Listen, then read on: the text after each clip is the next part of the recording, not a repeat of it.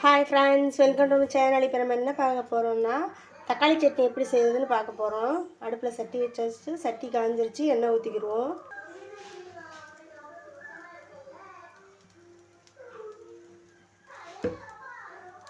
இப்போ எண்ணெய் காயட்டும். இப்போ சட்டி நல்லா காஞ்சிருச்சு. கடுகு உளுந்து போட்டு பட்டை மிளகா சேர்த்துக்கிடுவோம். நான் 4 பட்டை மிளகா காரத்துக்கு ஏற்ற மாதிரி சேர்த்துருக்கேன். கருவேப்பிலை எந்த அளவுக்கு சேர்த்துக்கிறோமோ அந்த அளவுக்கு டேஸ்ட்டு. கருவேப்பிலை ஒரு 10 பல்லு பூண்டு ரெண்டையும் எல்லாத்தையும் சேர்த்துட்டு கிண்டி விட்டுக்கணும் நல்லா.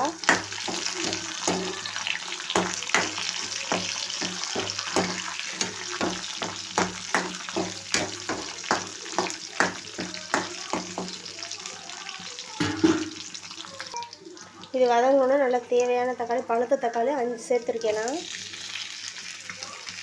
5 சேர்த்துட்டு தேவையான அளவு உப்பு சேர்த்துக்கலாம். உப்பு சேர்த்துட்டு நல்லா கிண்டி விட்டுருவோம்.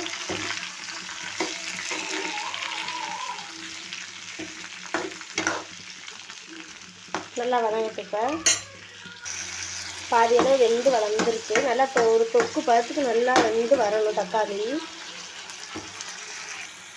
இந்த பாருங்கள், இந்த அளவுக்கு நல்லா தொக்கு பழத்துக்கு வெந்து வந்துருச்சு. நீங்கள் நல்லா பழுத்த தக்காளியை சேர்த்துக்கிட்டீங்கன்னா சீக்கிரமே வெந்துடும். நீங்கள் பழுத்த தக்காளியை சேர்த்துக்கிங்க, அது ரொம்ப டேஸ்ட்டாகவும் இருக்கும்.